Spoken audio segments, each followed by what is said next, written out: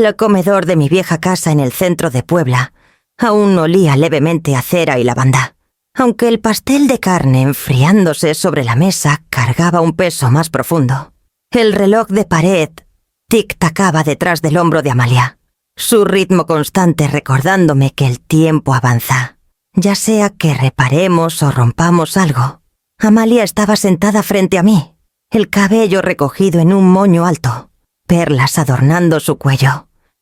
La imagen de la compostura que siempre quiso mostrarle al mundo. A su lado, Julián se recostaba en la silla como si mi casa fuera un bar. Su reloj dorado destellando cada vez que levantaba su copa. Cenamos casi en silencio, salvo por el roce de los cuchillos contra la porcelana. Entonces Julián carraspeó y se inclinó hacia adelante, sus nudillos presionando la mesa de roble. «Esperanza», comenzó, suavizando su tono con lo que seguramente creía que era encanto. «Nos topamos con otro bache. Solo un préstamo pequeño esta vez. Unos 20.000 pesos nos sacarían del apuro». Amalia tomó la palabra con fluidez, su voz más cortante.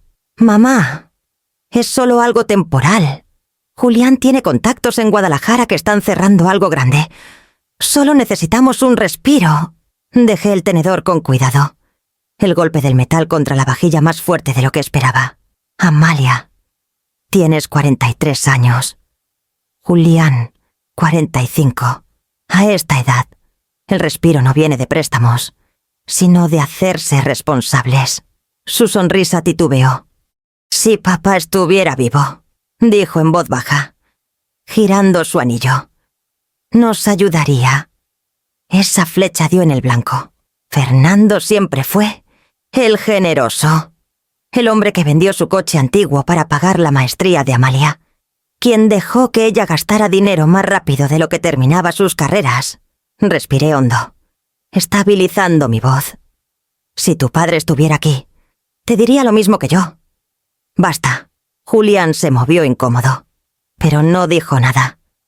Los ojos de Amalia brillaron, filosos como vidrio roto. El silencio que siguió fue asfixiante. Finalmente, ella se levantó de la mesa, alisó su blusa y murmuró algo sobre estar cansada. Julián la siguió, rozando su hombro mientras subían las escaleras por sus abrigos. Recogí los platos, apilándolos con la precisión de alguien conteniendo el impulso de temblar. La casa era solo mía desde hacía años, pero en momentos como este, se sentía invadida, como si cada superficie llevara la huella de sus exigencias. Cuando la puerta principal se cerró tras ellos, el eco resonó demasiado tiempo. Llevé los platos a la cocina. Dejé correr agua caliente hasta que el vapor empañó la ventana. Los movimientos familiares me calmaron, aunque no lo suficiente para callar las palabras de Amalia. Si papá estuviera vivo, usaba su memoria como arma, como si no hubiera agotado ya cada pozo que él dejó atrás. Sequé mis manos en un trapo y regresé al pasillo para colgar sus abrigos con más cuidado antes de irme a dormir. Fue entonces cuando vi el papel. Una esquina asomaba del forro del abrigo de Amalia, doblado pero no asegurado. Lo saqué, esperando un recibo o una nota. En cambio, la tinta pesó en mi mirada. Un contrato de préstamo. Mi nombre firmado al final, con la caligrafía curva que no había usado en meses. Mi pecho se apretó. La fecha era de la semana pasada. El monto 150.000 pesos ya estaba marcado como aprobado. Lo llevé al salón iluminado por una lámpara y me senté pesadamente en la silla de cuero de Fernando. La firma era impecable, demasiado perfecta. Ella me había estudiado lo suficiente para copiar mi letra sin dudar. Una parte de mí quería negarlo, pensar que tal vez olvidé haber firmado, pero el nudo en mi estómago sabía la verdad. Nunca había visto ese papel antes esa noche. Mi hija había cruzado una línea que ni siquiera sabía que se acercaba. Volví a meter el contrato en el bolsillo donde lo encontré, con dedos temblorosos, y alisé la tela como si nada hubiera pasado. Arriba. El reloj dio las 9. El sonido era firme, implacable, insoportablemente fuerte. Me levanté, apagué la lámpara y subí las escaleras, cargando el pesado conocimiento de que la cena solo había revelado la superficie de una traición mucho más profunda. Esa noche el sueño no llegó fácil. Me quedé mirando las vigas del techo que Fernando y yo restauramos juntos hace 40 años. El olor a barniz más vivo en la memoria que en la realidad. Mi mano buscó el espacio vacío a mi lado, recordando el calor de su cuerpo. Cómo me palmeaba el brazo cuando Amalia llamaba con otra petición. Es joven. Esperanza, déjala intentarlo. Podemos ayudarla ahora. Algún día se sostendrá sola. Su fe en ella era infinita, mientras que la mía siempre tuvo un borde de cautela. Aún así, seguí su ejemplo. Vendí el armario de caoba de mi madre para cubrir parte de la recepción de la boda de Amalia. Esa con la fuente de champán y orquídeas importadas.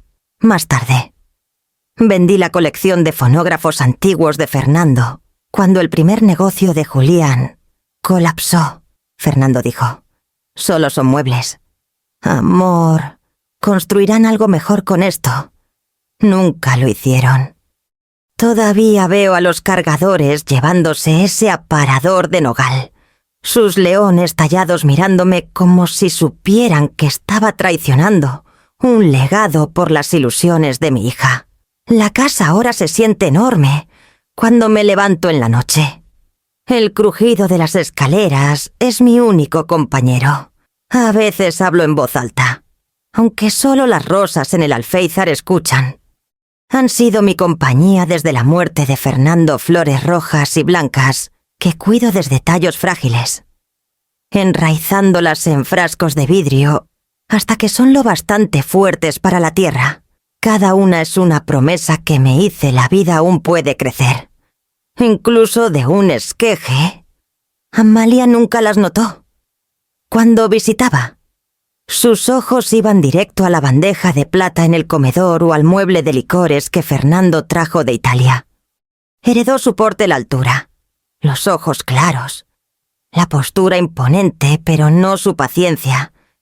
Corría por cada estación, exigiendo frutos antes de que las ramas siquiera florecieran. Y cada vez que tropezaba, Fernando lo descartaba con una risa, creyendo que su corazón era puro. Recuerdo cómo manejó sus deudas después de la universidad. Él trabajó turnos dobles asesorando en proyectos de construcción, con las manos ásperas por planos y visitas a obra. Mientras yo empeñaba el broche de zafiro de mi abuela, él juraba que Amalia solo necesitaba tiempo para encontrar su camino. Un día nos sorprenderá a ambos, decía, su optimismo inquebrantable. Quise creerle. Así que lo hice. Era más fácil que pelear. Más fácil que ser la madre que decía no mientras él decía sí. Pensé que nuestro equilibrio la estabilizaría. Ahora veo el balance de otra forma. Cada sacrificio talló un pedazo de mí, hasta que no quedó nada de valor salvo esta casa y mi cuenta de retiro que se desvanece. Y aún esos, al parecer, están marcados con firmas falsas y autoridad robada. Me levanté de la cama y caminé suavemente al salón. La foto de Fernando me sonreía desde la repisa. Él con su traje azul marino, el cabello peinado hacia atrás como lo usaba para ir a misa. Confiaste demasiado en ella, susurré. Y yo confié en ti. La foto no respondió. Solo me miró con la mirada firme de un hombre que creía que la generosidad siempre era recompensada. Regresé a la cocina, iluminada solo por el resplandor anaranjado de una farola afuera. Las rosas en el alféizar se inclinaban hacia mí, sus pétalos pesados pero vivos. Toqué una ligeramente, sus espinas afiladas incluso en media floración. Entonces pensé que crié a Amalia con manos abiertas, nunca cerrando los dedos en torno a la disciplina como la espina protege el corazón de una rosa. Tal vez mi amor ciego forjó el arma que ahora apunta hacia mí. A la mañana siguiente de esa cena, intenté ocuparme con tareas. Barrí la cocina, Pulí las manijas de latón de los gabinetes y podé las rosas del alféizar, hasta que mis dedos quedaron en carne viva por manejar los tallos. Pero la imagen de ese contrato falso en el abrigo de Amalia se aferraba a mí como una mancha que no podía lavar. Lo guardé en la memoria, esperando el momento adecuado para enfrentarla, aunque en el fondo sabía que confrontarla significaría admitir cuánto tiempo había mirado hacia otro lado. 2 días después, volvieron. Julián llegó primero, estacionando su coche reluciente en mi entrada, con música retumbando débilmente tras las puertas cerradas. Amalia salió del asiento del copiloto, una bufanda brillante ondeando en el viento otoñal, su rostro iluminado con una sonrisa tan amplia que parecía pegada. Entró al comedor como si nada hubiera pasado en nuestra última comida. «Mamá», anunció antes de siquiera dejar su bolso. «Tengo noticias increíbles. Me ofrecieron un puesto en Guadalajara. Consultora senior. Un sueldo de 6 cifras para empezar». Julián aplaudió con tanta fuerza que mis rosas temblaron en sus jarrones. «¿No es increíble? Sabíamos que algo grande venía. Guadalajara. Esperanza. Nuestra niña por fin está siendo reconocida».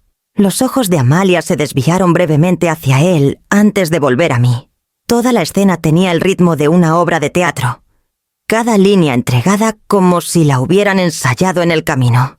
Incluso extendió una carpeta sobre la mesa, con papeles demasiado impecables.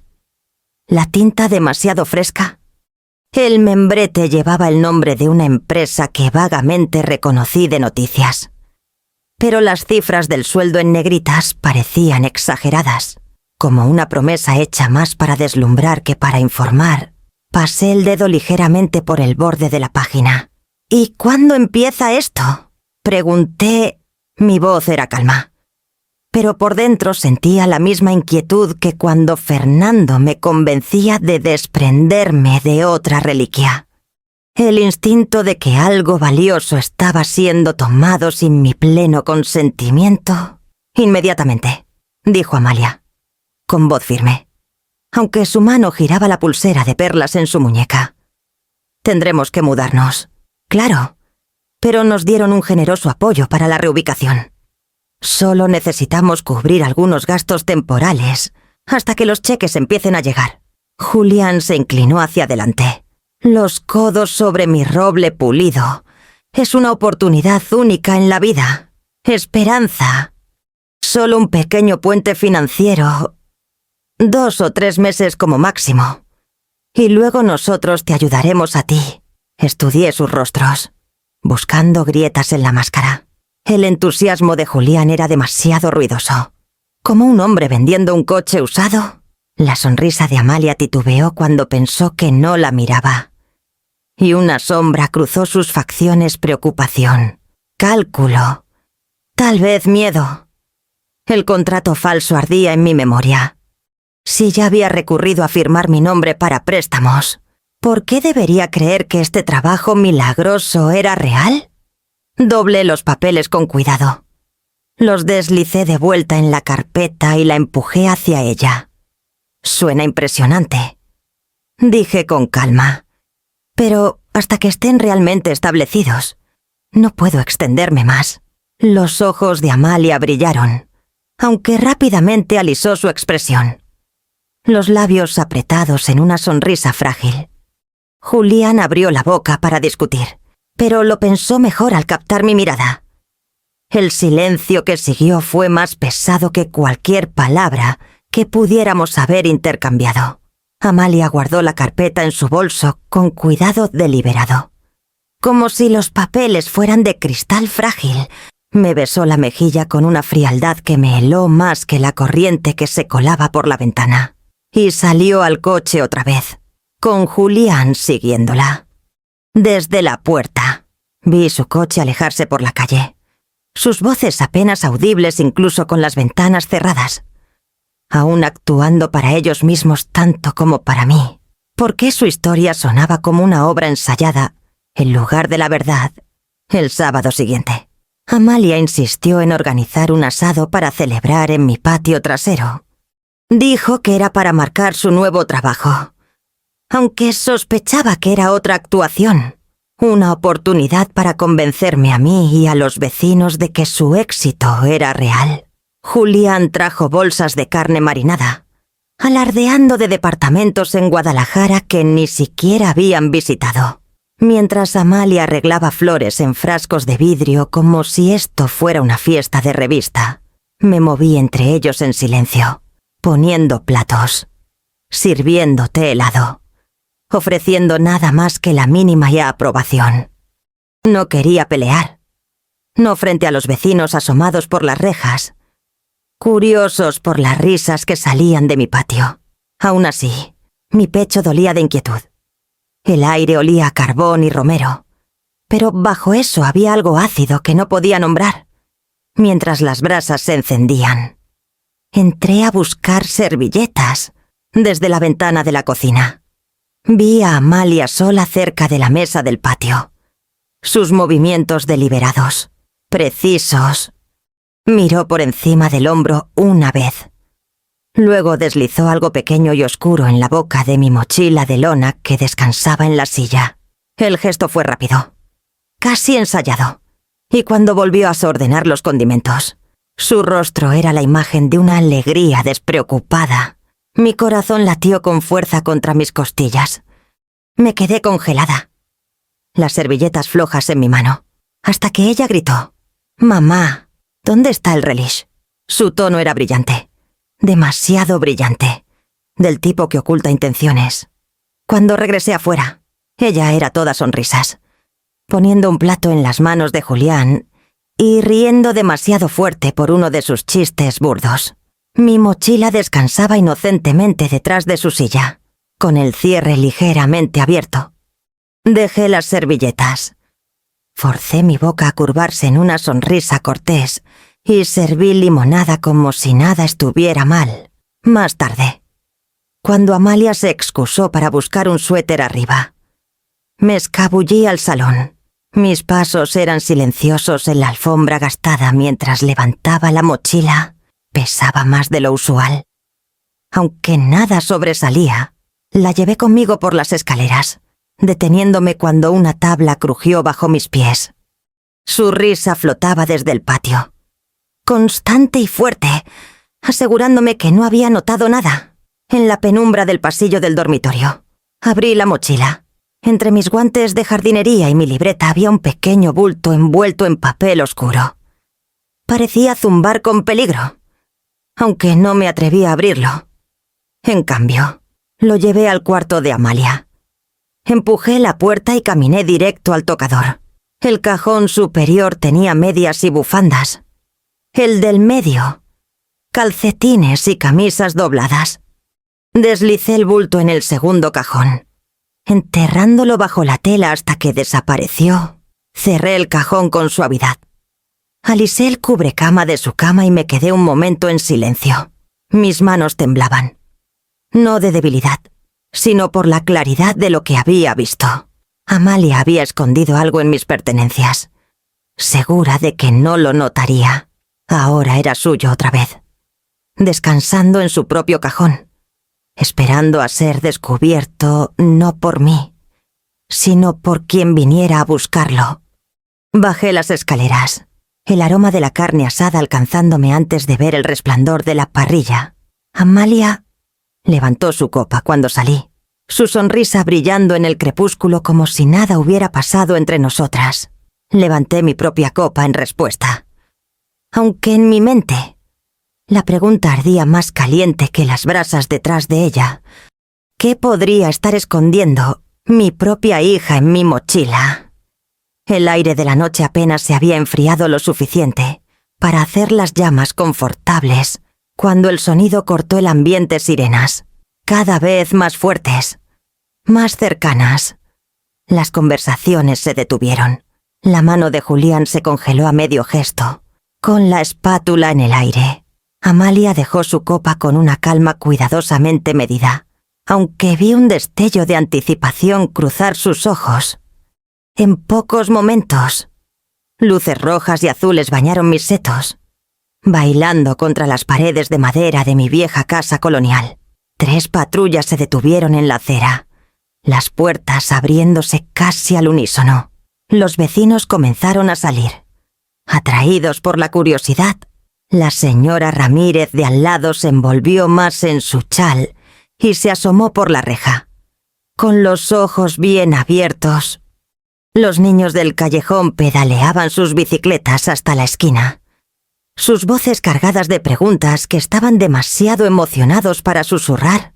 Mi pequeño asado en el patio se había convertido en un escenario, y la policía acababa de llegar como el acto principal. «Oficiales». La voz de Amalia resonó, clara y aguda. Dio un paso adelante antes de que siquiera pudieran presentarse. «Es mi madre. Ella tiene el collar robado. La vi ponerlo en su mochila yo misma». Las palabras golpearon como un puñetazo. Un murmullo recorrió a los vecinos, algunos jadeando, otros estirándose para ver mejor. Mis rodillas amenazaron con doblarse, pero las mantuve firmes y crucé los brazos sobre mi pecho. La oficial principal, una mujer con el cabello recogido en un moño severo, posó sus ojos en mí. «Señora, ¿puede apartarse?» «Por favor», preguntó con voz uniforme. «Recibimos un reporte de propiedad robada en esta dirección». Amalia se llevó la mano a la garganta, la imagen perfecta del desconsuelo. Es cierto, no quería creerlo, pero no pude ignorar lo que vi. Lo deslizó en su mochila de lona cuando pensó que nadie miraba. Julián se acercó a ella, asintiendo con seriedad grave. Intentamos convencerla de que no lo guardara. Añadió, como si lo hubieran ensayado. Pero no quiso escuchar. Sentí cada par de ojos sobre mí, el peso del juicio oprimiendo con fuerza. Quise gritar, exigir por qué mi propia hija me traicionaba tan públicamente. Pero la vista de esos oficiales firmes en sus uniformes me estabilizó a su vez. Mi voz salió calma, casi desprendida. «Pueden revisar mis cosas». La oficial dio una señal rápida. Uno de sus colegas se acercó a la silla del patio, donde aún descansaba mi mochila. La levantó con cuidado. Abrió el cierre y extendió el contenido sobre la mesa.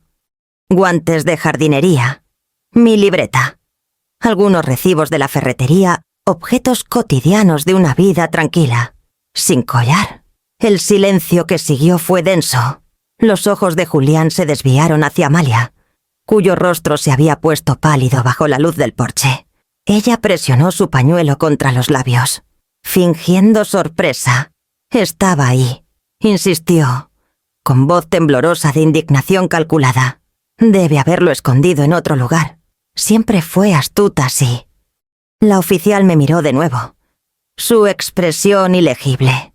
Alrededor. Los vecinos susurraban, sus voces un coro de duda y fascinación. Me quedé muy quieta, dejando que la verdad descansara en el aire abierto. ¿Creerían los oficiales las mentiras de la juventud sobre la tranquila verdad de una mujer mayor? Las manos del oficial se movieron con precisión mecánica mientras vaciaba mi mochila. Mis guantes gastados cayeron con un golpe suave, seguidos por un rollo de cuerda, recibos doblados en cuartos y la libreta encuadernada en cuero que siempre llevaba. Cada objeto fue colocado como evidencia de una vida ordinaria, sin importancia, inocente. La mesa que hace unos momentos sostenía platos de pollo asado, ahora se convertía en un escenario para el juicio. «No hay nada aquí», murmuró el oficial, sacudiendo la mochila una vez más. Como si el collar pudiera caer de alguna costura oculta, miró a su compañera y luego a la mujer del moño severo, quien cruzó los brazos y me observó como si midiera mi silencio. Alrededor, los vecinos se movían incómodos. Un murmullo pasó por la multitud, mitad alivio, mitad confusión. Los labios de Amalia se separaron, su máscara cuidadosamente compuesta titubeando. Por un breve segundo, Pensé que la farsa podría colapsar bajo su propio peso. Entonces ella respiró temblorosamente y cayó de rodillas sobre las piedras del patio. «Mamá». ¿Por qué sollozó? Llevándose las manos al pecho como si estuviera herida. «Me prometiste». «Prometiste que nunca nos harías pasar por esto otra vez». Su voz se quebró en la última palabra, sus hombros temblando con un desconsuelo perfectamente cronometrado. Teatralidad. Pura y estudiada teatralidad. Pero el efecto era poderoso. Julián se arrodilló a su lado, abrazándola, su rostro torcido con un dolor fabricado. «Por favor. Esperanza», dijo con voz ronca, como si esto fuera una tragedia familiar expuesta ante extraños. «Solo devuélvelo, antes de que sea demasiado tarde». Los oficiales intercambiaron miradas. La sospecha cruzó sus rostros, no lo suficiente para actuar contra mí, pero sí para sembrar duda. El más joven cambió el peso de su cuerpo y carraspeó. «Señora, si hay algo que quiera entregar voluntariamente, ahora sería el momento». La implicación dolió. Me erguí más, juntando las manos para calmar su temblor. «No tengo nada que entregar», dije. Mi voz firme, pero con un filo de acero. «Revisen cada centímetro de esta casa si quieren. No encontrarán nada que no pertenezca aquí». Los sollozos de Amalia se intensificaron. Casi ahogando mis palabras, presionó su rostro contra el pecho de Julián, su cuerpo temblando como una niña en medio de un desamor. Pero sus ojos, cuando se alzaron brevemente para encontrar los míos, estaban secos, fríos, triunfantes. Quería que los oficiales dudaran de mí, que vieran no a una madre agraviada, sino a una mujer escondiendo pruebas demasiado bien. La oficial se acercó, su mirada fija en mí. No sería la primera vez que alguien se deshace de propiedad robada antes de que lleguemos, dijo con calma. «Si es inocente, entenderá nuestra minuciosidad», asentí una vez, reacia a darle la satisfacción de protestar. La verdad estaba de mi lado, aunque la verdad a menudo se siente frágil cuando las mentiras se gritan más alto. Aún así, mantuve mis ojos fijos en Amalia, quien ahora aferraba el dobladillo de mi vestido, llorando para el beneficio de la multitud. «Por favor», susurró teatralmente, «no hagas esto peor. Solo diles dónde lo pusiste». Los vecinos jadearon, sus susurros cargados de bordes afilados. Mi reputación, construida cuidadosamente durante 72 años, se astillaba en segundos. Podía sentir el peso de su juicio presionando contra mi espalda, más pesado que la mochila vacía ahora, abierta sobre la mesa. Los oficiales comenzaron a murmurar sobre los siguientes pasos: órdenes de registro, declaraciones, posible detención. Julián acariciaba el cabello de Amalia como un esposo dolido consolando a una hija en lugar de una esposa. Y yo estaba ahí, rodeada de humo de la parrilla descuidada y la niebla espesándose de sospecha. Solo había ganado unos minutos antes de que la sospecha volviera y a mí. La tensión en el patio se espesó con cada segundo que pasaba. Los sollozos de Amalia subían y bajaban en oleadas practicadas, Julián murmurando en su cabello como si consolara a un pájaro herido. Los oficiales conferenciaban en voz baja, sus palabras cortantes cargando el peso de la decisión. Mis vecinos se acercaban más desde la reja, ansiosos por una resolución. Sentí la red apretándose, la sospecha deslizándose a mi alrededor a pesar de la vacuidad de mi mochila. Estabilicé mi respiración, dejando que el silencio se asentara antes de hablar. «Si buscan propiedad robada», dije con calma, mis ojos sin apartarse del rostro de Amalia. «Podrían revisar el cajón del tocador de mi hija, el segundo de arriba abajo». El efecto fue inmediato. Los sollozos de Amalia se cortaron como si hubiera accionado un interruptor. Sus ojos se abrieron, luego se entrecerraron en rendijas. Mamá gritó, con la voz quebrándose de indignación. ¿Cómo puedes acusarme de algo así? Julián se puso de pie de un salto, señalándome con un dedo acusador. Esto es una locura. Está intentando culpar a su propia hija para cubrir sus huellas. Vieron su actitud calma como piedra, como si lo tuviera todo planeado. Pero la oficial principal ya había señalado hacia la puerta.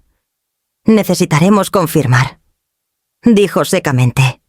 2 oficiales entraron, sus botas resonando en mi piso de madera.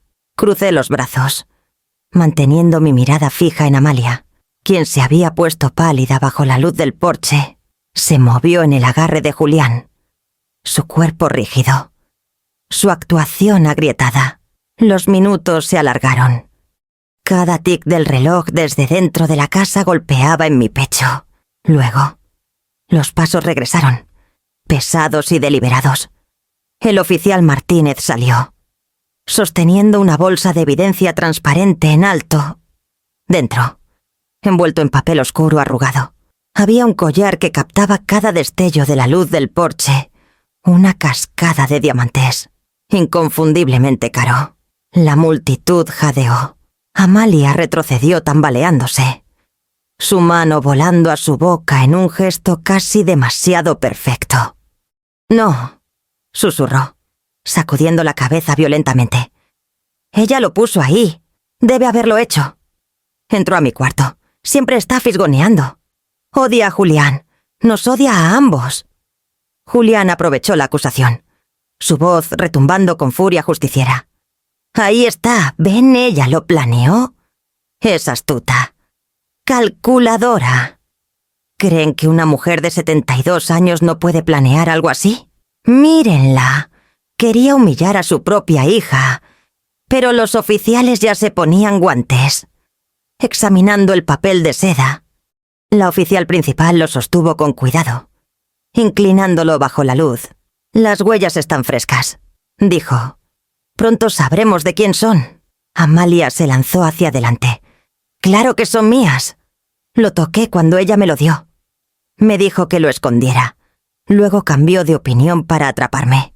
Su voz se quebró, pero sus ojos la traicionaron salvajes, errantes, acorralados.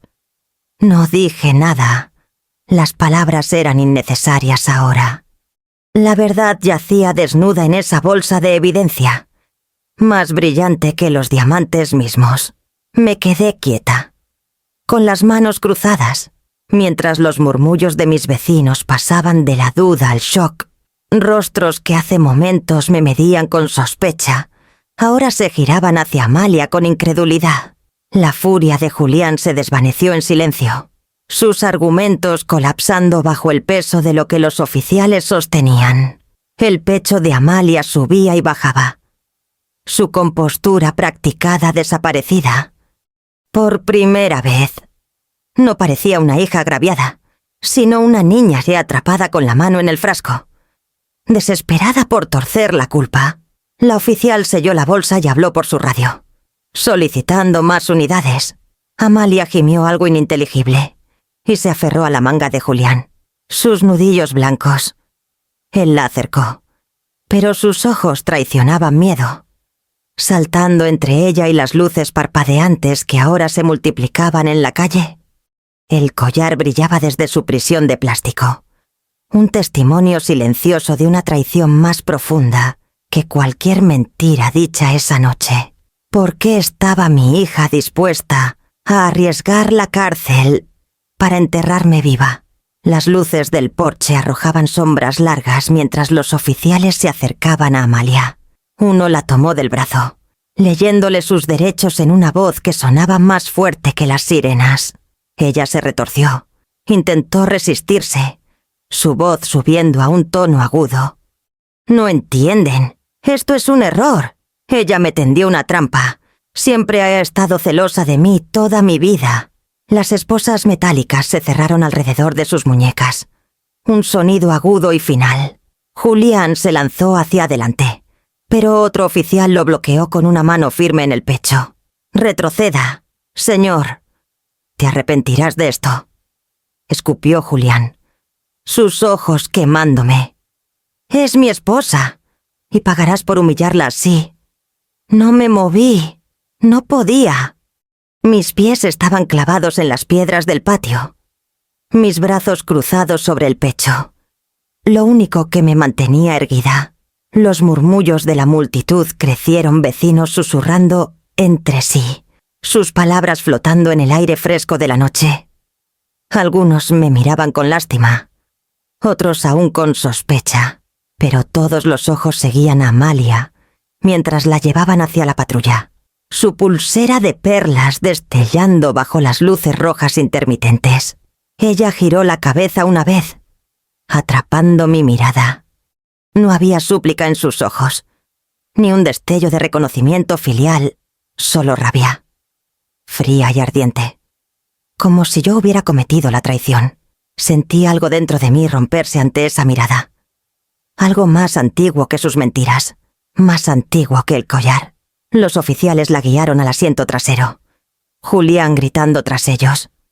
«Lo pelearemos, ya verás. Limpiaremos su nombre y arruinaremos el tuyo». Sus palabras eran veneno, pero su voz temblaba, traicionando un miedo que no podía disfrazar. Cuando las patrullas finalmente se alejaron, el vecindario se dispersó de vuelta a sus casas, las cortinas cerrándose rápido, pero no antes de que viera rostros pegados a los cristales. La noche volvió a silenciarse, salvo por el leve crepitar de la parrilla. Olvidada y apagándose sola, regresé adentro, cerrando la puerta con firmeza contra los ecos del exterior.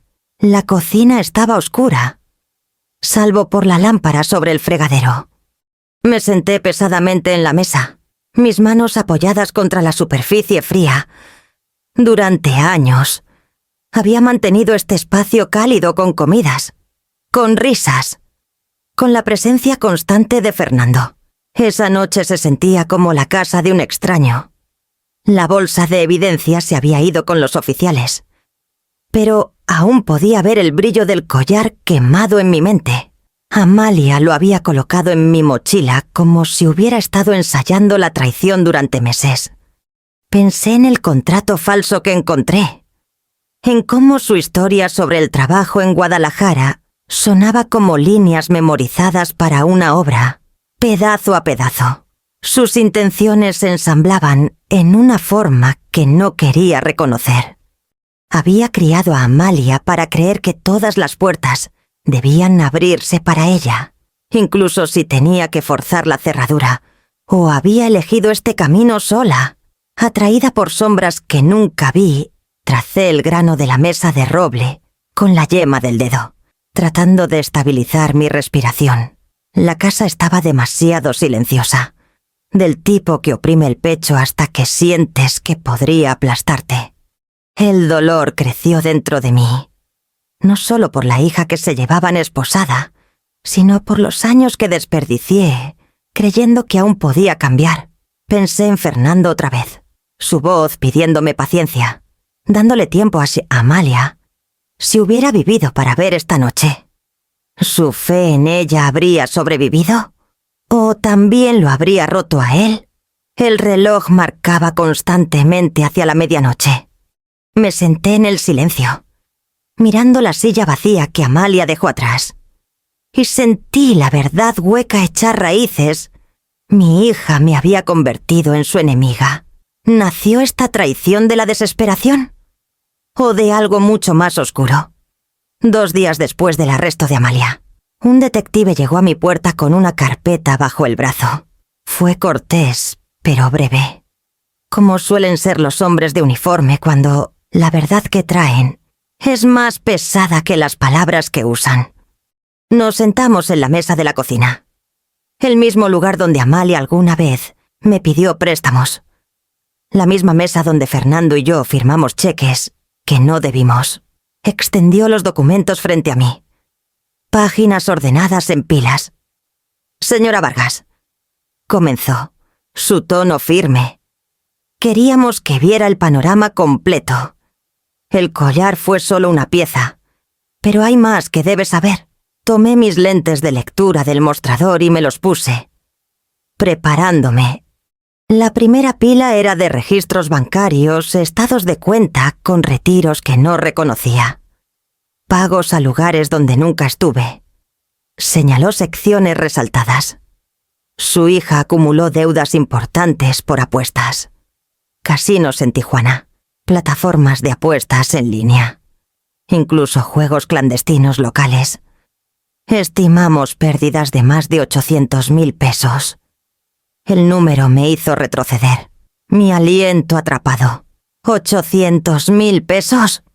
Una vez, vendí el juego de vajilla de mi abuela por una fracción de eso, para ayudarla a pagar una tarjeta de crédito.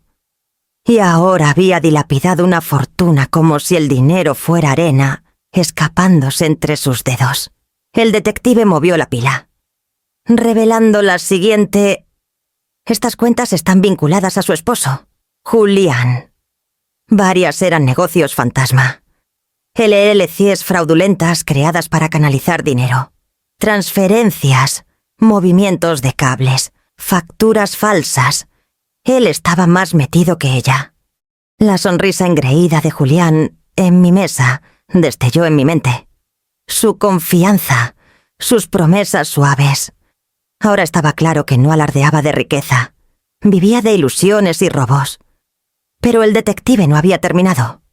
Tocó la tercera pila, su expresión endureciéndose.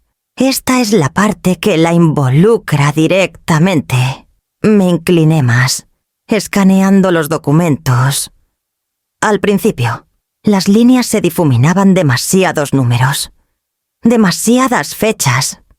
Luego, mis ojos se fijaron en el nombre al final de un estado de cuenta. Esperanza Vargas. Mi propio nombre, escrito en cursiva, adjunto a una tarjeta de crédito que nunca solicité. El detective deslizó otra página. Hay 4 tarjetas activas, todas abiertas en los últimos 8 meses. Solicitudes firmadas electrónicamente con su identidad. Cargos que ya suman casi 250,000 pesos. Sentí mi pecho apretarse. El calor subiendo a shores a mi rostro. ¿Ella usó mi nombre? Mi voz tembló, atrapada entre la incredulidad y la furia. Sí, señora, dijo suavemente. Creemos que usó su información personal para abrir las cuentas. Las compras coinciden con los mismos casinos. Joyerías de lujo y tiendas de alta gama conectadas a su actividad. Presioné mi mano contra la mesa para evitar que temblara. La traición en el patio había sido aguda, pero esto era un robo lento, deliberado, un tejido cuidadoso de mentiras durante meses. Tal vez más. Amalia no solo había vivido de mis sacrificios pasados, sino de mi propia identidad. El detective recogió los papeles, deslizándolos de vuelta en la carpeta. Las pruebas sostendrán en la corte, por su propia protección. Recomiendo contactar a su banco de inmediato. Alertas de fraude, congelamiento de cuentas, nuevas cuentas con controles más estrictos. Ayudaremos. Pero debe asegurar lo que pueda. Me dejó allí con sus palabras resonando en mis oídos. El reloj de la cocina marcaba sobre el fregadero. Constante como siempre. Indiferente al colapso que se desarrollaba en mi vida. Miré la silla vacía donde Amalia solía sentarse, recordándola de niña piernas demasiado cortas para tocar el suelo, balanceándose feliz mientras Fernando cortaba pollo asado. Esa pequeña parecía ahora un fantasma, reemplazada por una mujer que había convertido mi nombre en una máscara para sus crímenes. Había planeado mi hija, mi caída durante mucho más tiempo del que me atrevía a imaginar. El Palacio de Justicia en Morelia se alzaba ante mí, sus escalones de piedra desgastados por décadas de pasos más pesados que los míos. Había caminado esos escalones una vez antes, años atrás, para pagar una disputa de impuestos prediales. Esta vez, cada paso sentía como si cargara el peso de toda una vida deshaciéndose. Mi vecina Carmen había ofrecido acompañarme, pero le dije que no. Algunas cargas no podían suavizarse con compañía. Adentro, el aire era fresco, el techo alto, el eco de tacones y voces rebotando en las paredes de mármol. Me llevaron a una pequeña sala donde se realizaría la audiencia previa de Amalia. Mis rodillas temblaban mientras me sentaba en un banco de madera, aferrando mi bolso como si pudiera anclarme. Entonces la trajeron. Amalia entró con las muñecas libres esta vez, pero flanqueada por oficiales. Llevaba un vestido azul marino que no reconocí, el cabello recogido, el maquillaje justo lo suficiente para sugerir que aún le importaba su apariencia, pero sus ojos esos eran los mismos que alguna vez buscaron los míos en un auditorio escolar, llenos de orgullo. Ahora estaban oscuros, inflexibles, fijos en mí como cuchillas afiladas. Julián estaba sentado en la mesa de los acusados a su lado, su postura rígida, la mandíbula tensa. No me miró directamente en absoluto, pero podía sentir su mirada deslizándose de reojo, midiendo cada uno de mis movimientos, calculando. El martillo del juez llamó al orden y me llamaron al estrado. Mis piernas casi cedieron mientras me levantaba, pero me obligué a avanzar. El juramento tembló en mis labios mientras prometía decir la verdad. Luego me senté con las manos cruzadas fuertemente en mi regazo. Las preguntas del fiscal eran claras, deliberadas. Señora Vargas, ¿vio a su hija colocar un objeto en su mochila personal la noche del 17 de octubre? ¿Sí?, dije, mi voz quebrándose. La vi deslizar algo dentro cuando pensó que nadie miraba. ¿Y qué hizo entonces? Lo saqué cuando tuve la oportunidad y lo puse en su cajón. No pude abrirlo, pero sabía que no me pertenecía. Cuando llegó la policía, ahí fue donde encontraron el collar. Cada palabra parecía cortarme.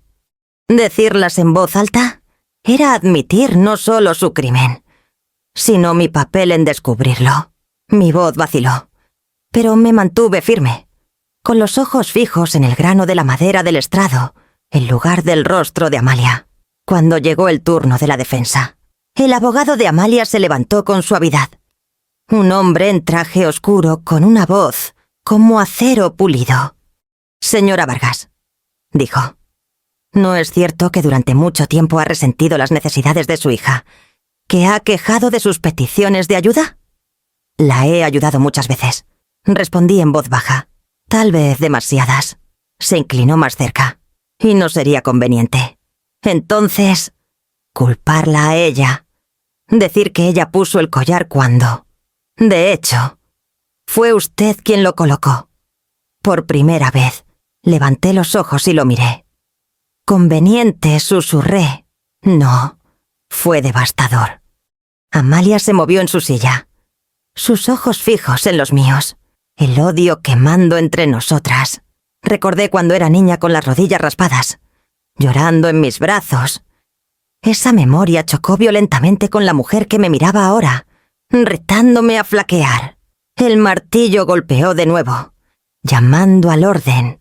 Mi testimonio estaba completo, pero la fractura era permanente, tallada en mármol y tinta.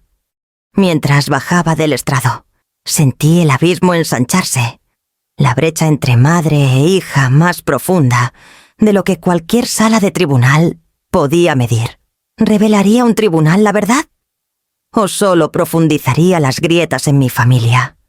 Las paredes del tribunal parecían seguirme a casa, su frialdad aún presionando contra mis costillas mucho después de haber salido.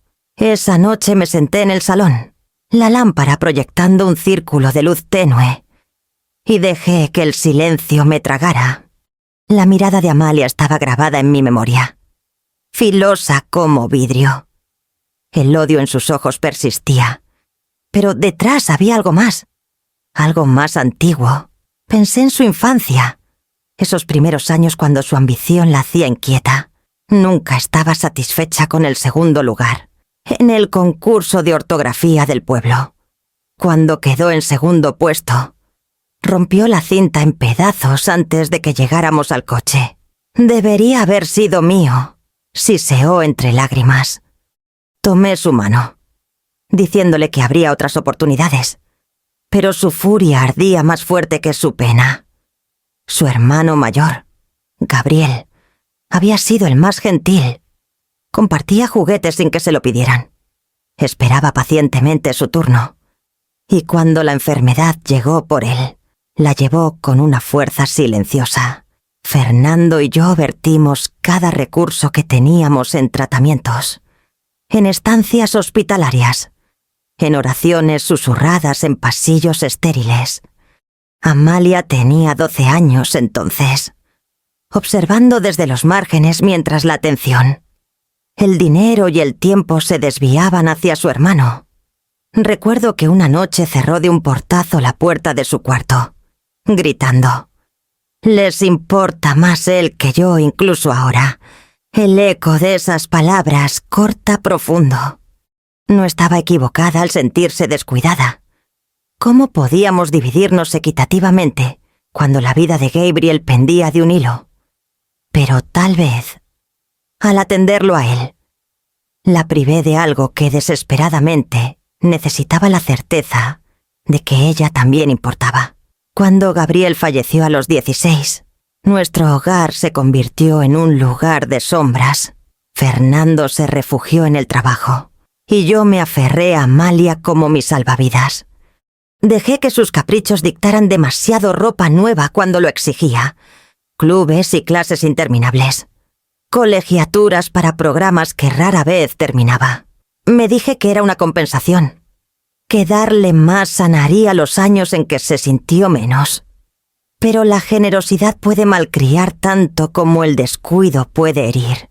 Cada sacrificio que hice, vender el fonógrafo, empeñar reliquias, vaciar cuentas, fue una semilla plantada. Pensé que estaba nutriendo amor. Tal vez solo estaba cultivando un sentido de merecimiento. Recuerdo una tarde, poco después de que terminara la universidad. Pidió ayuda con la renta. Y cuando dudé, espetó: «Si Gabriel estuviera vivo, encontrarías la manera. Siempre lo hiciste por él». La comparación dolió, pero escribí el cheque de todos modos. Tal vez ese fue el momento en que entregué lo último de mi autoridad. Ahora, sentada sola, el peso de la culpa presionaba más fuerte que los documentos que el detective había puesto ante mí. Las deudas de Amalia, su fraude, su robo no eran solo sus fracasos, también eran mis omisiones, mis puntos ciegos, mis elecciones hechas desde la debilidad. La había convertido en una mujer que creía que el mundo le debía. ¿Por qué no soportaba la idea de negarle nada? Me levanté de la silla y caminé hacia la repisa donde la foto de Gabriel estaba junto a la de Fernando. Su sonrisa era tímida, las manos metidas en los bolsillos como siempre. Junto a su memoria, el rostro de Amalia de niña destelló en mi mente ojos brillantes, pero ensombrecidos por celos que nunca pudo sacudir. Me pregunté entonces si los dos habían estado conectados de maneras que no entendí. Un hijo al que di demasiado poco. Otra a la que di demasiado. La culpa se asentó en mis huesos, fría e implacable. Tracé el borde del marco de Gabriel con mi dedo, susurrando palabras que nadie podía escuchar. Fui yo quien plantó la semilla de la traición en su corazón. El teléfono sonó 3 días después de mi testimonio, su tono estridente rompiendo el silencio inquieto de la casa. Era el detective otra vez, su voz firme pero con un matiz más agudo. «Señora Vargas, pensé que debía saber la investigación ha descubierto nueva información. Puede ser difícil de escuchar. Accedí a encontrarme con él en la comisaría, aunque mis piernas se sentían pesadas como plomo al caminar hacia el coche. Cuando llegué, me llevó a una pequeña oficina, con paredes llenas de archivos de casos. Extendió fotografías sobre el escritorio, imágenes granuladas de cámaras de seguridad, recibos de tarjetas de crédito, transcripciones de llamadas interceptadas. Su hija no actuaba sola. Dijo sin rodeos. Además de Julián, tenía otro cómplice. Alguien llamado Damián Kessler. Creemos que era su amante. Miré las fotos. Una mostraba a Tamalia entrando a una cafetería en el centro, inclinándose sobre una mesa donde esperaba un hombre alto de cabello oscuro. Otra los capturaba entrando a un hotel 2 pueblos más allá, sus brazos rozándose demasiado cerca para ser inocente. Las marcas de tiempo coincidían con noches en que me dijo que estaba reuniéndose con clientes de Julián o trabajando hasta tarde. Mi pecho se apretó como si el aire mismo se hubiera vuelto piedra. ¿Su amante? Repetí, las palabras con un sabor extraño, amargo. Y Julián. Los ojos del detective bajaron a sus notas. Creemos que Julián no sabía del amorío, aunque conocía los robos. Ahora que el nombre de Damián salió a la luz, Julián ha comenzado a cooperar, intentando negociar. Está dando detalles de los planes de Amalia a cambio de clemencia. Aferré los brazos de la silla, luchando contra el temblor de mis manos. La imagen de Julián furioso contra mí en el patio se repitió en mi mente su indignación, su lealtad. Pero solo le tomó días cambiar el futuro de Amalia por salvar su propio pellejo. Y Amalia, con todo su veneno, ya lo había traicionado mucho antes. El detective tocó un recibo. Los fondos fueron transferidos desde una de las cuentas fraudulentas directamente a Kessler. Regalos caros, cuentas de hotel, incluso un anticipo para un coche a su nombre. Su hija lo mantenía usando dinero robado. Cerré los ojos, pero las imágenes no se desvanecieron. Pensé en Amalia adolescente, susurrando secretos a amigas que nunca conocí. Sus diarios bajo llave, su furia cuando tan solo preguntaba qué leía.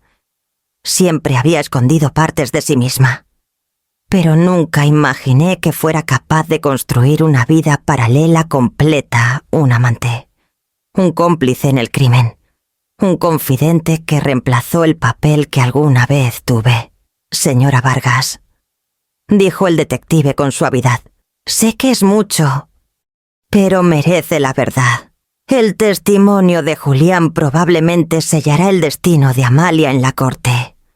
La traición no es solo suya, también es de él. Salí de la comisaría con la carpeta bajo el brazo, su peso presionando más fuerte que cualquier carga que hubiera llevado antes. En casa, puse las fotos sobre la mesa del comedor donde alguna vez compartimos comidas. El rostro de Amalia me miraba, riendo en una mesa de cafetería con Damián, su mano tocando la de él como si el mundo exterior ya no existiera. Tracé su imagen con un dedo tembloroso, buscando a la hija que alguna vez conocí, y encontrando solo a una extraña, la traición se extendía en todas direcciones hacia Julián, que la vendió para salvarse, hacia Damián, que la usó como conducto para la codicia, y hacia mí, la madre que creía que aún tenía un lugar en el corazón de su hija. Si mi hija pudo engañar a su propio esposo, ¿qué posibilidad tuve alguna vez de conocer la verdad? La mañana de la sentencia llegó gris y pesada, como si el cielo mismo fuera testigo. Me vestí lentamente, abotonando mi abrigo negro con manos que no dejaban de temblar. El trayecto a Morelia pasó borroso árboles desnudos, tiendas cerradas, el zumbido constante de las llantas en el asfalto. Para cuando estuve frente a las puertas del tribunal otra vez, mi estómago se sentía hueco, vacío de todo salvo de temor. Adentro, la sala estaba en silencio, expectante. Los reporteros se alineaban en la fila trasera, con plumas listas, cámaras escondidas discretamente a sus lados. Tomé asiento cerca del frente, doblando mis guantes cuidadosamente en mi regazo, como si el orden en cosas pequeñas pudiera sostener el caos de las grandes. Amalia entró con oficiales a su lado. sus muñecas libres pero su postura tensa, la barbilla levantada como si pudiera desafiar al destino mismo. Llevaba otro vestido azul marino, planchado a la perfección, el cabello perfectamente arreglado, pero sus ojos esos traicionaban las noches sin dormir. Ojeras oscuras talladas debajo, su desafío apagado por el cansancio. Aún así, cuando me vio, sus labios se curvaron en una sonrisa que no era calidez, sino advertencia. Julián la siguió, flanqueado por su abogado. Parecía más delgado. Su arrogancia habitual desaparecida. Mantuvo la mirada baja. Evitando por completo los ojos de Amalia, supe entonces que el abismo entre ellos era definitivo. El juez llamó al orden. Los procedimientos fueron breves. La evidencia ya expuesta en semanas de testimonios. El fiscal resumió los crímenes de Amalia Fraude: posesión de propiedad robada, conspiración en el robo de joyas. Luego vino la defensa, con palabras pulidas, pintándola como una mujer engañada por otros, abrumada por el dolor, desesperada por estabilidad. Escuché, pero los argumentos caían planos, como una obra con líneas recitadas de memoria. Cuando llegó el momento de la sentencia, la voz del juez fue firme, casi desprendida. Amalia Vargas, por su papel en estos crímenes, se le sentencia a 7 años en prisión estatal, con posibilidad de libertad condicional, después de 4... Julián Vargas, por su cooperación. Este tribunal lo sentencia a 3 años de libertad condicional, con pagos de restitución que comenzarán de inmediato. El martillo golpeó una vez, agudo y final. Amalia no se inmutó. Solo giró la cabeza lentamente, clavando sus ojos en mí a través de la sala. El odio aún ardía allí, pero debajo algo más titilaba: miedo, tal vez, o reconocimiento de la vida que ahora le habían arrebatado. Mi cuerpo temblaba, aunque me senté perfectamente inmóvil. El alivio corría por mí, frío y feroz, sabiendo que la ley finalmente había nombrado la verdad, pero el dolor se retorcía dentro, una pena más profunda de lo que las lágrimas podían alcanzar. Esta era mi hija, carne de mi carne, ahora atada no a mí, sino a barras de acero y años numerados. Julián se levantó rápido, ansioso por irse, hablando en voz baja con su abogado. No miró atrás a Amalia. Ella lo vio irse, su rostro quebrándose por un instante, la desesperación destellando antes de que enderezara la espalda otra vez. Los oficiales dieron un paso adelante. Esta vez, las muñecas de Amalia fueron esposadas.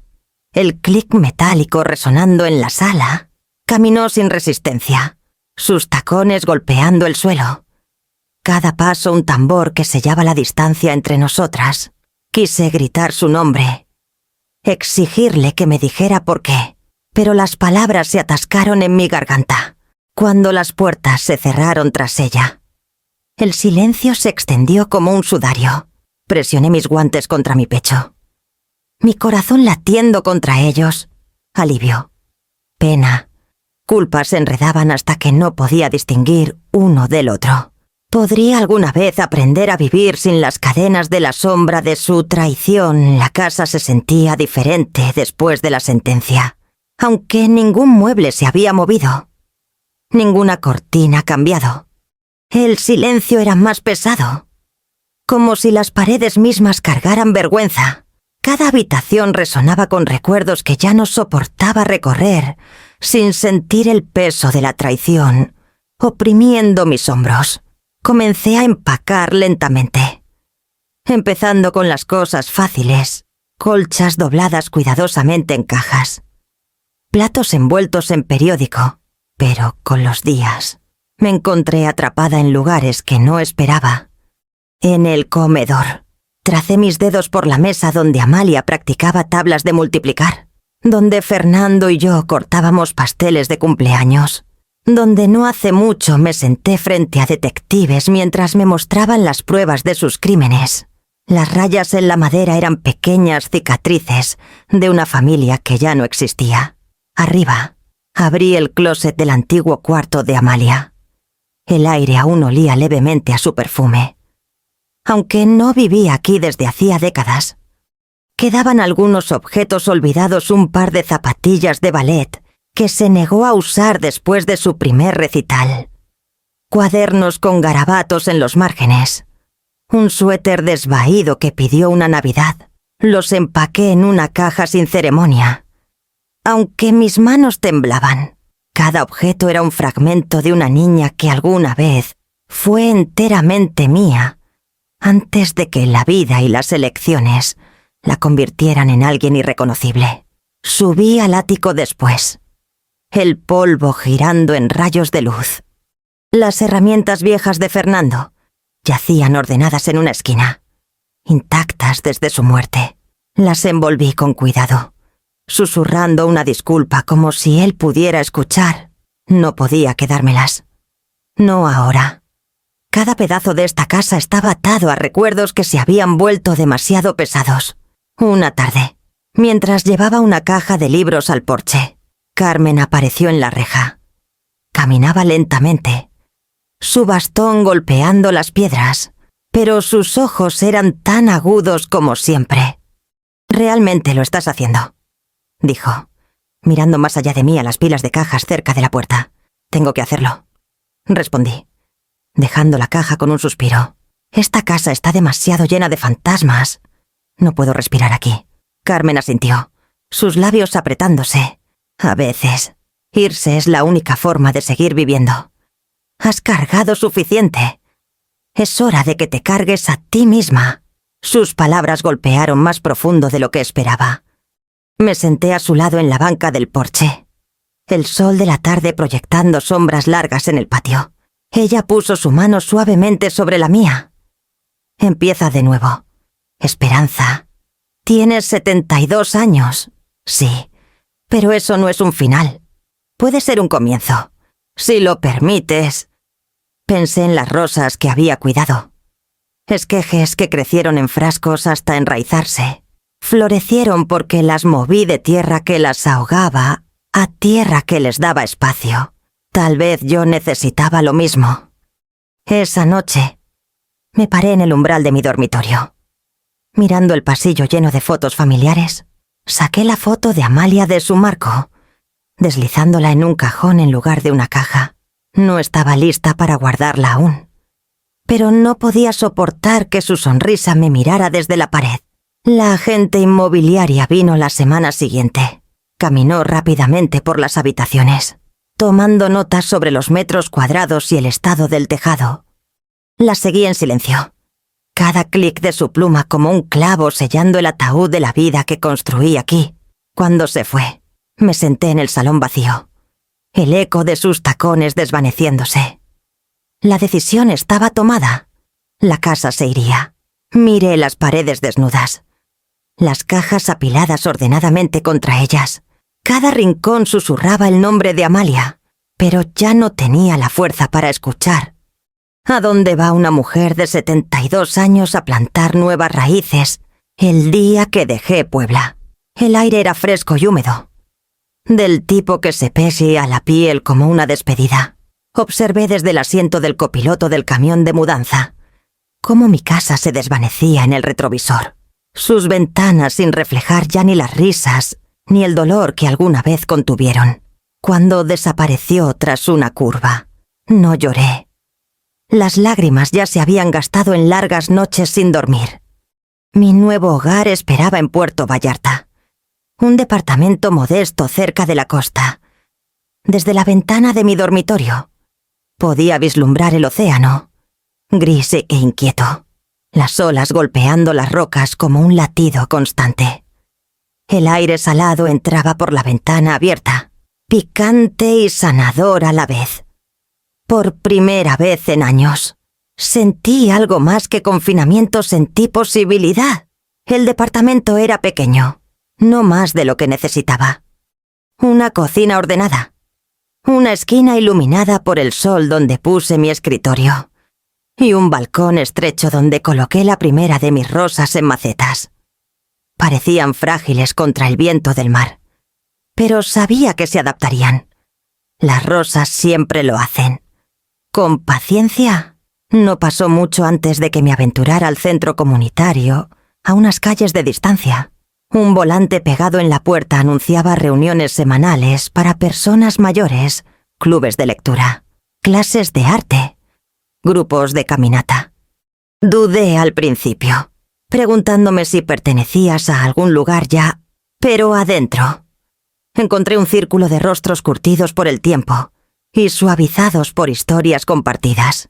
Me recibieron como si siempre me hubieran esperado. Me uní primero al círculo de jardinería. El centro tenía una franja estrecha de tierra detrás. El suelo compacto y terco, con guantes puestos y palas en mano. Coaccionamos vida de vuelta en él. Les mostré cómo podar rosas sin miedo, cómo leer las hojas en busca de señales de estrés. Sus risas venían fácil, y pronto las mías las siguieron, sorprendiéndome con su sonido. En las horas tranquilas de la noche, me sentaba en mi escritorio junto a la ventana, con un cuaderno abierto, pluma en mano. Las palabras venían titubeantes al principio, fragmentos de memoria, la risa de Fernando, con el café matutino, la fuerza silenciosa de Gabriel, los ojos brillantes de Amalia de niña antes de que las sombras se colaran. No eran historias pulidas, solo pedazos de una vida que necesitaba ver en papel antes de que se disolvieran en la niebla del olvido. Escribirlas era doloroso, pero también un bálsamo. Carmen me llamó una vez por semana. Su voz fuerte a pesar de su edad. «Suenas más ligera», me dijo una tarde, como si el mar hubiera lavado algo de eso. Tal vez tenía razón. Cada día caminaba por la costa, las piedritas crujiendo bajo mis zapatos, la marea susurrando promesas que no estaba lista para creer. La soledad aún me visitaba por las noches. A veces despertaba, con el corazón acelerado, imaginando el rostro de Amalia mientras las esposas se cerraban en sus muñecas, o escuchando la voz de Fernando en el silencio de la oscuridad. Pero cuando llegaba la mañana, encontraba fuerza en cosas pequeñas, el florecer de un capullo en el balcón, las risas de los niños persiguiendo gaviotas en el muelle, el ritmo constante de la marea. La vida no me había sanado. No aún, pero me estaba dando espacio para respirar, para plantar algo nuevo en la tierra de mis días. ¿Podría un corazón herido aún florecer en el otoño tardío? La carta llegó un martes, metida entre una factura de luz y un volante de supermercado. El sobre era sencillo. La letra inmediatamente reconocible, trazos agudos, deliberados, que alguna vez llenaron notas de agradecimiento y ensayos escolares. Mis manos temblaron mientras la llevaba hasta la mesa de la cocina, dejándola junto a mi taza de té. Por un largo rato, solo la miré, insegura de si abrirla me heriría más o ofrecería algún alivio. Al final, la abrí. El papel dentro era rayado, la tinta presionada profundamente como si su pluma hubiera luchado con la página. «Mamá», comenzaba, «no sé por qué escribo. Tal vez para hacer las paces. Tal vez para recordarte que aún existo. Lo siento por algunas cosas, no por todas. Nunca fuiste fácil de complacer. Y yo nunca fui suficiente para ti. Tal vez cometí errores porque estaba cansada de vivir en la sombra de todos los demás primero, de Gabriel, luego de papá, luego tuya». Leí lentamente, mi garganta apretándose. Las palabras oscilaban entre la contrición y la acusación, como mareas tirando en direcciones opuestas. Admitía las apuestas, a Damián, incluso el collar robado. Pero cada confesión se torcía en culpa. Si no hubieras elegido siempre a Gabriel, tal vez no habría necesitado a alguien como Damián. Si no me hubieras ocultado secretos, tal vez no habría tenido que encontrar los míos. Luego vino la línea que me detuvo en seco. No creas que no sé lo de la cuenta de papá. Me lo dijo una vez, antes de morir. Dijo que tenía dinero guardado. Suficiente para emergencias. Suficiente para que nadie quedara desesperado. Busqué, pero nunca lo encontré. ¿Tú lo hiciste? ¿O aún me lo estás escondiendo? Mis manos temblaron tanto que tuve que dejar la carta. Fernando. Con sus libros de contabilidad meticulosos. Su presupuesto cuidadoso. ¿Realmente me había ocultado algo? ¿O era esto solo otra de las manipulaciones de Amalia? Un intento final de desenterrar más de lo que estaba dispuesta a dar. El resto de la carta se deslizaba en amargura. Seguirás viviendo tu vida junto al mar, cultivando rosas, fingiendo que eres intachable. Yo cumpliré mis años en este lugar, esperando a ver si alguna vez me perdonas. Pero ¿sabe esto? Nuestra historia no ha terminado. No hasta que la verdad salga. Doblé las páginas con cuidado deliberado, presionando los pliegues. Luego las deslicé de vuelta en el sobre y lo puse en el cajón bajo la guía telefónica. Mi pecho dolía, pero mi voz era firme mientras susurraba. Demasiado tarde. Amalia. Demasiado tarde. Afuera, las olas golpeaban la costa. Implacables como siempre. Me senté escuchando. Mi mente dando vueltas a las palabras sobre la cuenta oculta de Fernando. Preguntándome si el pasado que pensé haber enterrado estaba despertando otra vez. ¿Estaba el pasado realmente enterrado?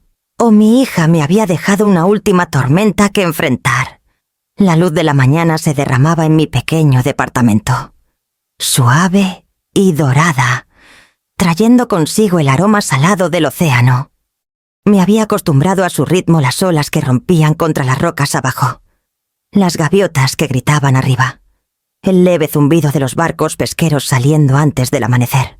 En este rincón tranquilo de Puerto Vallarta, el mundo se movía a un paso más lento. Y, por fin, yo también. En el alféizar, los frascos se alineaban ordenadamente, cada uno sosteniendo un esqueje de rosa que había persuadido a vivir. Sus raíces se enredaban en el agua clara. Buscando sustento como alguna vez, creí que el amor solo podía sostener una familia. Algunos esquejes ya habían florecido. Capullos rosados frágiles presionados contra el cristal, como ansiosos por probar el sol. Otros se demoraban. Más lentos, pacientes. Me acerqué para pasar a ajustar las hojas, quitando una mota de polvo con la punta de mi dedo. Estas rosas se habían convertido en mi oración diaria, mi recordatorio de que el crecimiento no viene de la fuerza, sino del cuidado silencioso y el espacio. Cuando Amalia era niña, intenté moldear su futuro con sacrificios, con regalos, con todo lo que pensé que la protegería de las crueldades de la vida. Ahora veo cuán a menudo ese escudo se convirtió en una muleta. El amor puede abrir puertas, pero solo el respeto las mantiene abiertas. Sin él, incluso los lazos más hermosos colapsan bajo su propio peso. Pensé en la carta aún guardada en mi cajón. La media disculpa de Amalia garabateada en tinta. No la había releído. No necesitaba hacerlo. Sus palabras vivían en algún lugar dentro de mí. Agudas, pero ahora apagadas por el aire del mar y las semanas que pasaban. Si Fernando había dejado una cuenta oculta, o si era otro de sus ardides. Ya no sentía la urgencia de escarbar en el pasado. Los secretos son cosas pesadas, y yo ya había cargado suficiente. El grupo de mayores en el centro comunitario había comenzado a sentirse como una segunda familia. Preguntaban por mis rosas, y a cambio les enseñé cómo persuadir al suelo terco para que floreciera. Una mujer, Clara. Me traía conchas de sus caminatas matutinas, que alineé en el alféizar junto a los frascos. Otro, Francisco, me mostró cómo reparar la bisagra suelta de mi puerta del balcón. Sus manos firmes a pesar de sus 90 años. La vida era más tranquila aquí, pero no vacía. Zumbaba con conexiones gentiles, del tipo que no pedían más que presencia. Por las noches, me sentaba junto a la ventana con un cuaderno, llenando sus páginas con fragmentos de memoria. A veces escribía sobre la risa de Fernando o la naturaleza gentil de Gabriel. A veces sobre la infancia de Amalia, antes de que las sombras se alargaran. No sabía si esas páginas alguna vez se convertirían en un libro, pero escribirlas me daba paz. Era suficiente capturar lo que era real antes de que se desvaneciera. Ahora, mientras veía la marea entrar, me di cuenta de que la soledad no era lo mismo que estar sola y... Mi casa en Puebla se había estado llena de voces, pero a menudo me sentía completamente sola. Aquí, con solo el mar y las rosas como compañía, me sentía completa otra vez. El mundo más allá de mi ventana era amplio, pero ya no me asustaba. Me invitaba. Ajusté uno de los frascos, sus raíces presionando contra el cristal como venas de luz. El capullo tembló, como listo para desplegarse. Le susurré suavemente, como alguna vez le susurré a una niña en una cuna. Aunque esta vez las palabras no llevaban desesperación, solo gentileza. Las olas abajo rompían constantes y seguras, y las rosas se inclinaban hacia el sol. Mi vida, por fin, se inclinaba con ellas.